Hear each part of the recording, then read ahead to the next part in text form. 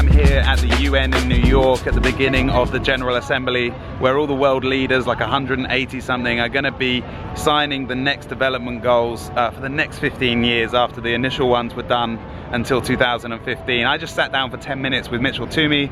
It's really exciting what they're passionate about, and I hope you can get something from the interview I did with him. So much more stuff to come, and I think we're going to be working together on the Solvi project, which is really, really exciting. So stay tuned, enjoy the interview, and put your comments below. I'd love to know what you think. I'll link in globalgoals.org so you can see that. Give me any thoughts, and yeah, let's see what happens the rest of the week. It could be a pretty exciting time. All right, peace. So firstly, what's your name, what do you do here, and where are we?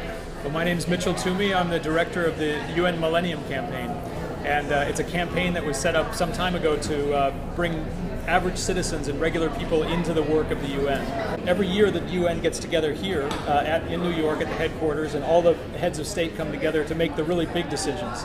And the big decision they're making this year is to endorse a big 15-year plan of new goals that will kind of steer us towards eliminating poverty, making sure that everyone has sufficient food to eat, tackle climate change, and tackle inequality. So you can imagine it's a pretty ambitious agenda, and the only reason that the leaders are forced to kind of get to this point is that we've asked people all over the world to get involved and to share their opinions. And when we did that, millions of people around the world said what they wanted, and when we presented that to the world leaders, they had to get pretty ambitious.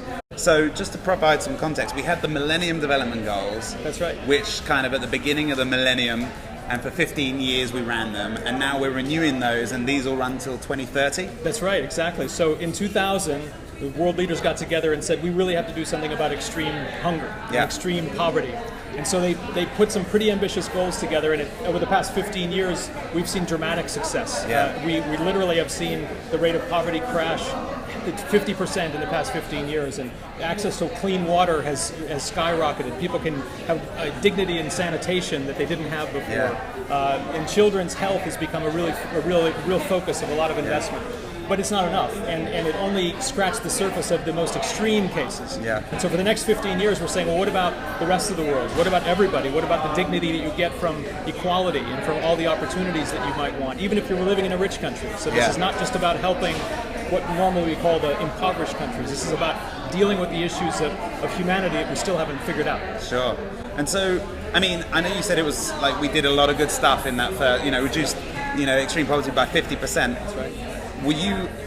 Did we do a good job? Did people engage the way that you hoped they would? Not enough, and I think that had to do with the fact that we were doing it in an era, kind of the dark ages of communications. Right. I mean, let's face it, going back to the year 2000, trying to get the word out, trying to mobilize people to do anything was incredibly difficult. You had to have access to major media. You had to have the megaphone to get to that message out to people. Well, what we're facing now here in 2015 is an entirely different world. So we have to learn as the UN and as the kind of traditional processes of government how to adapt to this fact that everyone has an opinion and everyone has the tools to give that opinion to us. We have to listen. Well, it sounds like you've done a great job this time around with doing this massive youth survey with 8 million people contributing around the world, telling you what they want to change in their lives. Exactly. So we said to the world leaders, they said, let's make this, because last time when those goals were decided in the year 2000, they were brilliant goals, but they were decided by kind of a small group of technocratic people in the back office. And this year, this time around, the Secretary General and member states said, let's make this the most transparent, open process. Let's crowdsource the goals.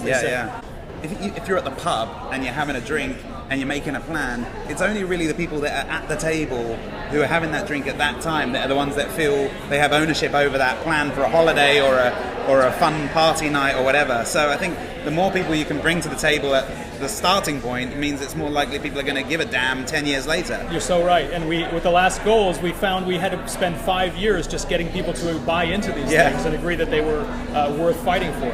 And now we already have millions of people saying before they even start that they're worth fighting for. So we hope that makes a big difference. And one last question. Sure. I know in your capacity at the UN, you care about these 17 goals, which pretty much encompass all kinds of personal and collective progress and development together. But you as Mitchell, what do you personally care about most? Like, what is it, the bit between your teeth for the next 15 years? What do you deeply desire to see? Well, I've got kids that are around 10 years old now, and I think of them growing up over the next 15 years, the most formative years of their education. But what I think they need the most is access to technology. They need to know how to code. They need to have teachers that know how to code. They need to be out there and being prepared for this, because they're the pivotal generation that's going to take us from the years of trying to do our best without the proper tools to an era where we have every tool imaginable and trying to figure out how to use them. So there's a goal about innovation and fulfilling people's full promise through education and technology that I think is my most passionate about. One last curveball question then, now you've mentioned it.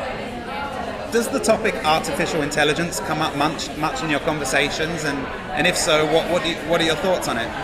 Well, we're proud to serve in the UN the people, we the peoples. Yeah. I think humans are amazing inventors and can come up with all kinds of things. But I think it's important to remember that artificial intelligence is artificial, and we have so much human intelligence out there that we haven't yet tapped, that it's not yet time to rely entirely on machines. We have to use machines to give us good starting points, but then it's up to humans to get together and decide how to make it happen.